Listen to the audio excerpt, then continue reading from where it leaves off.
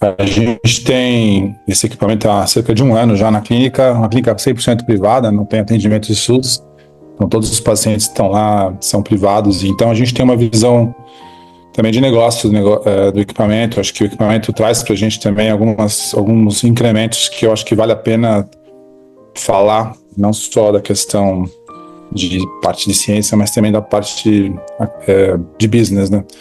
É um equipamento que pode oferecer um valor diferenciado quando você oferece para o paciente, porque você está de fato oferecendo uma abordagem um pouco diferente daquela que os equipamentos tradicionais podem oferecer. O equipamento é feito na China, tem um concorrente direto que é o TuorPi. São dois equipamentos que foram desenvolvidos mais ou menos na mesma época. O DreamOCT, um dos motivos da escolha do DreamOCT quando a gente resolveu comprar foi por causa da assistência técnica da ADAPT. Eu acho que tem muito a ver com isso, mais do que realmente em relação a só as características físicas do equipamento. Mas o equipamento é excelente, ele tem a tecnologia Swept Source, possibilitando a realização de exames com melhor qualidade na aquisição e possibilidade de adquirir também imagens da coroide, que era um espaço que a gente tinha pouco conhecimento. Existem alguns equipamentos na clínica, além do DreamOCT. Na nossa prática do dia a dia, a gente tem utilizado os Spectralis, os Cirrus e o Topcon como nossos equipamentos diários. E o DreamOCT, ele entra em alguns casos específicos que a gente quer ver as situações que equipamentos tradicionais não conseguem oferecer para a gente. O fato de ele usar uma fonte de luz com comprimento de onda maior, ele faz com que a luz consiga penetrar mais no olho. Então a gente tem imagens da coroide uma qualidade melhor que o equipamento Spectral Domain. E é por isso que a gente consegue ver a retina mesmo quando existe opacidade de meios, como por exemplo pacientes com catarata mais densa, hemorragia vítrea, e especialmente aqueles pacientes que fizeram cirurgia com gás, os pacientes que têm, por exemplo, que fizeram cirurgia para buraco de mácula. A gente no primeiro dia já consegue fazer o OCT e verificar se o buraco de mácula, por exemplo, está fechado. Isso graças à tecnologia Swept Source. O comprimento de onda é invisível ao olho humano, então o exame é bastante cômodo para o paciente. E a possibilidade da tecnologia Swept Source permite com que a gente consiga trabalhar com uma frequência mais alta. O DreamOCT trabalha até com 400 kHz. O Topcon Triton, que também é um Swept Source, ele trabalha com 100 kHz. E quanto maior a quantidade de kHz, menos artefato a gente tem, porque o equipamento é mais rápido e a movimentação ocular do paciente interfere menos na realização do exame. Então, quando a gente compara as tecnologias disponíveis, a gente vê que, de fato, esses equipamentos chineses eles estão conseguindo oferecer uma qualidade e uma velocidade de aquisição superior aos equipamentos tradicionais do mercado, o que pode ser até uma surpresa para a gente inicial, mas quando a gente entra em contato com o equipamento, a gente vê que, de fato, as imagens são muito boas. A resolução do equipamento é superior aos concorrentes. Quando você fala em resolução axial, você consegue até 3 mica de resolução da imagem, o que é muito interessante. A gente não precisa de tudo isso em todos os casos, a gente precisa disso surgir em situações de avaliação da mácula. Na periferia, muitas vezes é desnecessária uma qualidade tão boa, o que a gente quer ver é a relação vitro-retiniana, mas existe a possibilidade de obter essas imagens de melhor qualidade com o mesmo equipamento. Você consegue variar a maneira com que você adquire essas imagens. A outra característica interessante é a profundidade de imagem. Você consegue colocar numa mesma imagem a informação que vem do equador até o polo posterior. Isso é muito importante, especialmente em pacientes que têm alta miopia e que é muito difícil você adquirir as imagens com um equipamento tradicional. Além disso, pacientes com descolamento de retina, como a Bruna mostrou, pacientes com tumores intraoculares, como por exemplo melanoma e hemangioma de coroide, é muito interessante se você tem um corte maior para que você consiga pegar toda a lesão numa única imagem. Além disso, o equipamento oferece a possibilidade de fazer biometria no mesmo equipamento. Existem inúmeros trabalhos publicados desde 2019 até hoje. A gente levantou 170 publicações no Dream OCT, sendo os mais importantes esses que estão assinalados aí na tela. Então, fazendo um resumo, comparando os equipamentos, você tem aí o Spectralis, o Cirrus, o Triton. O Plex Elite é um equipamento que a gente não tem, é um equipamento que não foi lançado comercialmente, não está disponível, que é um equipamento swap source das AIS, mas essas são as características. E, por fim, o Dream OCT, você vê que a qualidade, a velocidade de aquisição e a resolução e a profundidade realmente é bem superior. A grande vantagem do Dream OCT é a possibilidade de você ter o Ultra Wide Field, você conseguir chegar até a periferia. Você consegue ver patologias da periferia como você nunca viu antes. Quando você quer ver uma doença na periferia, seja uma retinosquise, uma atração vitreomacular, isquemia, descolamento periférico, você consegue mostrar isso num OCT como esse, por exemplo. Então, muda a maneira como você atua, muda a maneira como você age no paciente, baseado na imagem que você tem, completamente diferente daquela que se tinha anteriormente. E eu acho que quem é que deve adquirir esse tipo de equipamento? Eu acho que são 3 grupos principais. Eu acho que são os pesquisadores, as pessoas que estão ligadas a clínicas ou institutos de pesquisa, as clínicas privadas que querem oferecer para o seu paciente uma possibilidade diferente de análise, e os serviços que têm alto volume, que querem oferecer também não só a parte de retina, mas também a possibilidade de você avaliar glaucoma e catarata. Vou mostrar para vocês alguns casos. Esse é um paciente que teve uma oclusão de ramo venoso, teve inicialmente temporal inferior, depois temporal superior. E é interessante que você realmente consegue fazer a angiografia, entre aspas, fluorescínica, na verdade angio-OCT da periferia com um único shot. É possível até fazer uma montagem, avaliar até a retina periférica, e com isso você conseguir avaliar onde você deve fazer a fotocoagulação com laser. Você consegue avaliar qual é a área da retina que está isquêmica, simplesmente com uma foto básica feita no consultório, sem contraste, sem risco, em poucos minutos e com valor agregado bastante alto. Esse é o paciente que tinha uma hemoglobinopatia periférica, e vocês estão vendo que interessante, aí você tem uma montagem do angio-OCT. Para você obter isso, você tem que fazer várias imagens e o próprio software faz essa montagem. Você tem uma isquemia periférica que é temporal, mas que se estende inferiormente até nasal e superiormente. Então você tem uma isquemia 360 graus e, além disso, você também tem uma isquemia ao lado da forma, uma isquemia temporal, bastante característico de hemoglobinopatias. Vocês estão vendo na parte inferior da retina, existe uma dilatação dos vasos sanguíneos, característico dessa doença, mas a ausência de neovasos, pelo menos a gente não viu. A gente está aí com uma panfotocoagulação na parte periférica, e é interessante que o laser, embora tenha sido feito, você não consegue ver no angio-OCT. Então, a princípio, só com essa imagem, não dá para saber se o paciente fez o laser ou não. Por isso que você precisa de uma retinografia panorâmica, e com as duas informações juntas, você aí consegue ter uma informação mais aprofundada do que como está o paciente e o que deve ser feito. Do segmento anterior, a gente não tem usado de rotina, porque a gente tem o Anterion, que é o OCT Spectral Domain da Spectralis, que dá uma informação muito boa do segmento anterior, posicionamento da lente, córnea, topografia, espessura da córnea. Então esse é um equipamento que possibilita isso, mas não é a nossa rotina.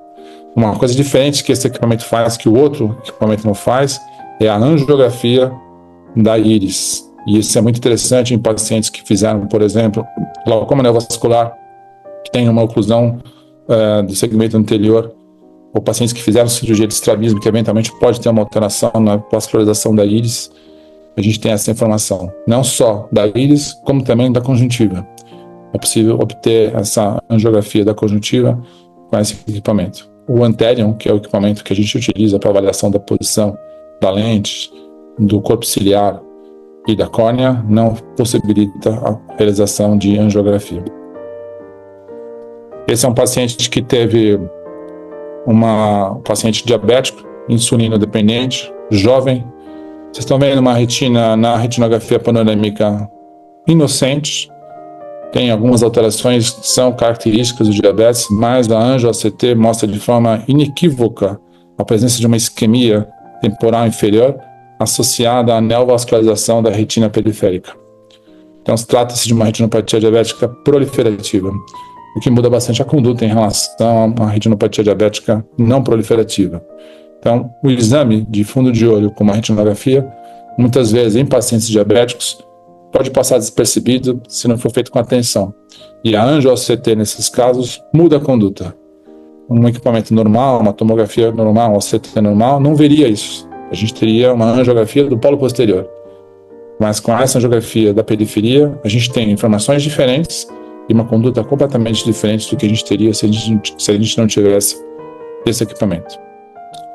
Esse é um paciente também que teve um descolamento de retina, vocês estão vendo, é um EMAP, uma cicatriz macular, já tinha sido submetido a um procedimento cirúrgico e teve um descolamento recorrente de retina. E é interessante você ter o OCT da periferia para você ver a relação vitro-retiniana, que pode dar algumas informações interessantes para a gente. Muitas vezes a gente localiza rupturas periféricas só com OCT, que são difíceis de serem vistas no exame de fundo de olho, um mapeamento ou uma retinografia. O OCT, às vezes, identifica pequenos buracos na retina que podem ajudar a gente na conduta cirúrgica desses casos. Esse é um paciente que teve um macroaneurisma. Vocês estão vendo na retinografia temporal que está à esquerda superior, na fase mais aguda da doença. Estão vendo exudatos duros. E no angio-OCT da camada profunda, você vê essa dilatação vascular, característica desse macroaneurisma. O paciente foi tratado com fotocoagulação com laser subliminar no aneurisma associado com antiangiogênico. E essa é a tomografia de coerência óptica à direita, pré e pós-tratamento. Estão vendo a diminuição do edema de retina. Então, é um equipamento que também não só é para a periferia, mas para a mácula, e a gente consegue essa diferença, fazer a subtração das imagens pré e pós com esse software. Tem um alinhamento muito bom e é muito interessante, de fato. Esse é um paciente que fez cirurgia de transplante de epitélio pigmentado. O interessante desse caso é que você tem uma angio-OCT e a revascularização do PET, que foi colocado sob a fóvea, vista na angio-OCT. Vocês estão vendo na imagem central que tem a vascularização em atividade, e no corte coronal, vocês estão vendo os pontos vermelhos, que são exatamente os pontos que têm perfusão vascular dentro do PET do transplante de epitélio pigmentado retiniano.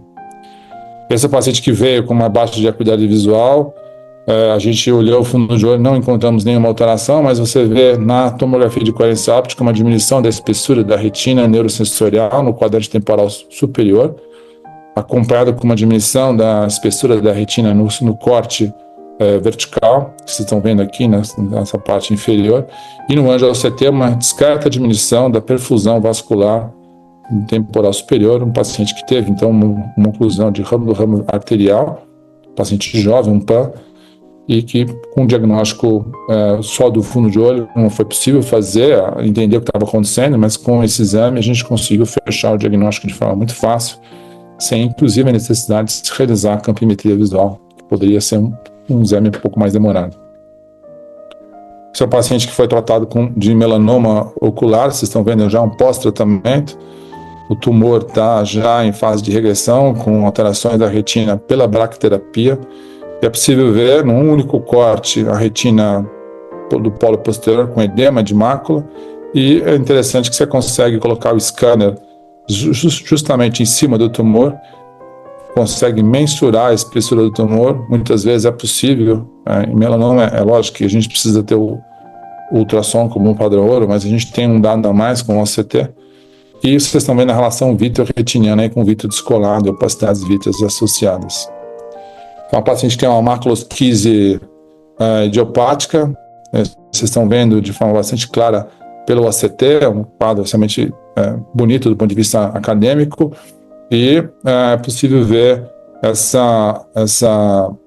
alterações também presentes nessa lesão, que é nessa parte dessa imagem que tem ao lado do angio-OCT, essa reconstrução tridimensional, que tem uma lesão mais escura, que na verdade é um efeito óptico que o OCT causa quando ele faz a reconstrução tridimensional das imagens, e a gente vê essa maculosquise de forma bastante interessante.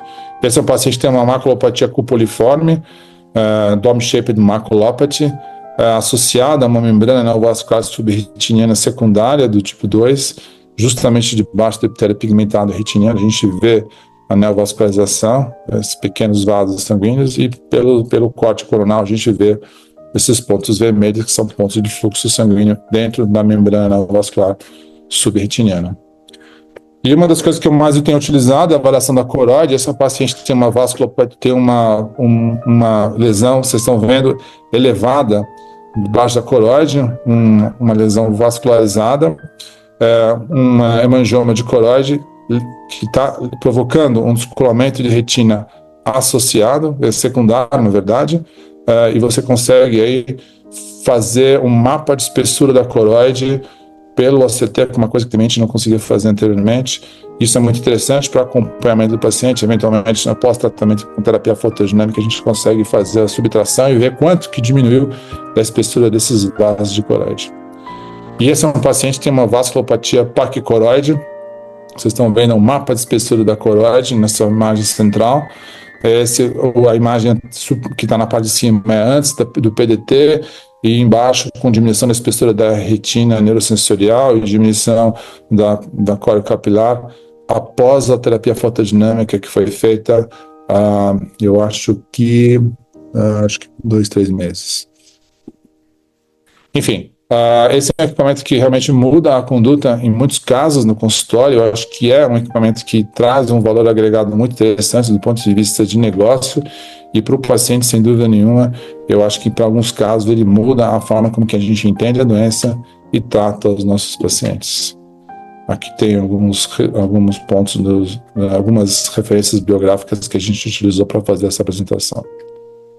Muito obrigado.